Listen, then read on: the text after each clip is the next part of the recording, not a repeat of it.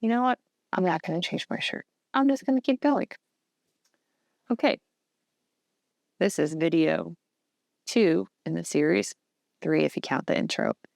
And now we're going to talk about market considerations and things that I personally want to avoid. In the last video, we talked about kind of the criteria and things that I personally care about when pursuing a new project. I think that these are a little bit more broad and applicable to everyone who's starting a business. Some of them are me specific, I'll be honest, but I'll tell you which ones those are. Okay. So, market considerations.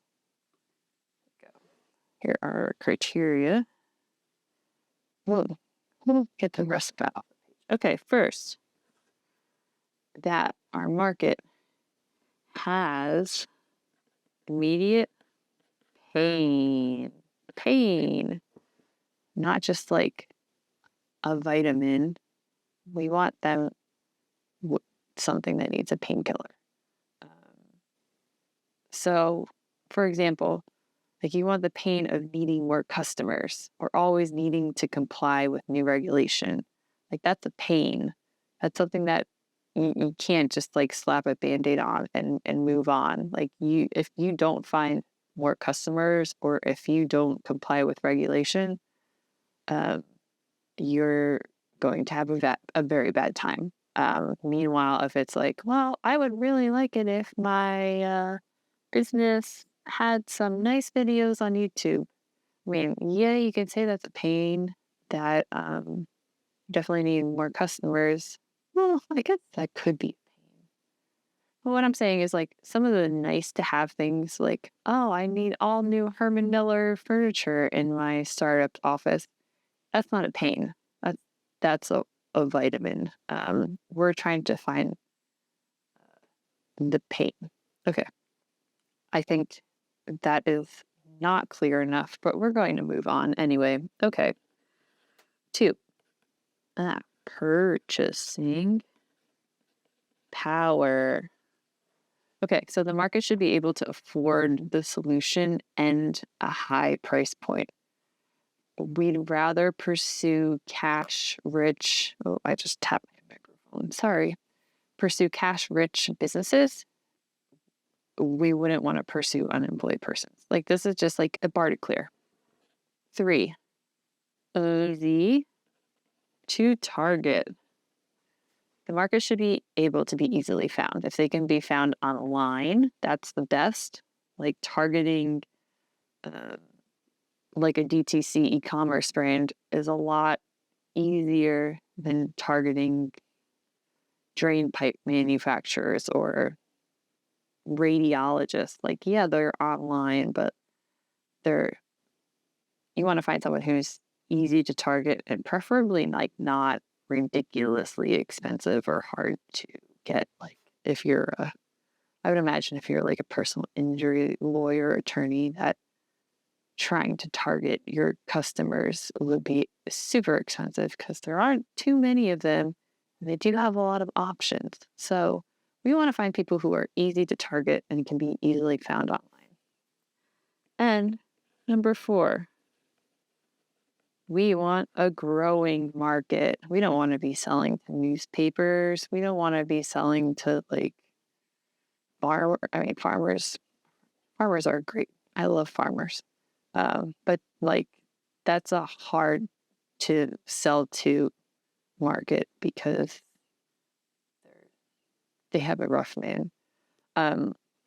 So a good example of a market to target could be like healthcare or like something where a lot of people are starting to spend more money on, like GLP-1s, like stuff like that. So we want the market to be growing. So those are like my 4 market considerations when thinking of new business ideas. So they have to have an immediate pain. They have to be able to buy. They have to be easy to target, and the market has to be growing. That's pretty simple, I'd like to think. As long as you can like follow that, you should be pretty good. I personally like to avoid things with lots of regulation. So even though like I've kind of worked in services parallel to healthcare. I wouldn't want to work in healthcare. I don't want to work in real time things where like things are super critical. I think I mentioned that in the previous video.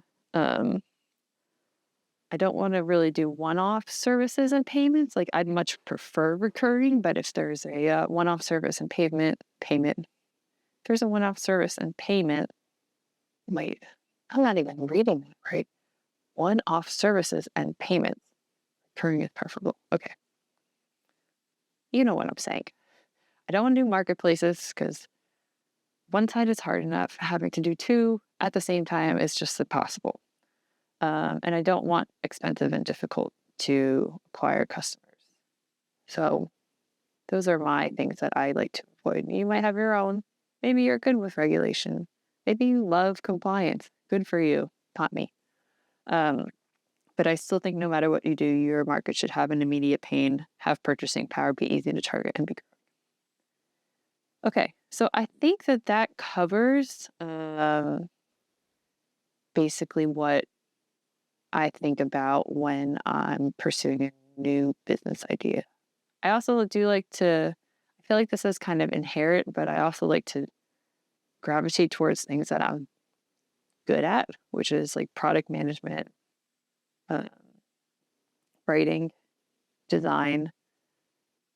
I'm okay at software development, not a great software developer, but now I can vibe code. So I don't really worry about that one too much anymore. Um, so I do also tend to gravitate towards my skills. But that's it. So in the previous video, we talked about things that I gravitate towards. In this one, we talked about market things that just absolutely need to be present in order to consider an idea. So I guess in the next video, we're going to start brainstorming ideas, which is basically the most fun part of anything in a business. It's like the exciting part where you're so inspired and motivated and all that initial energy is there. So let's see where we can go with that. All right, see you in the next one.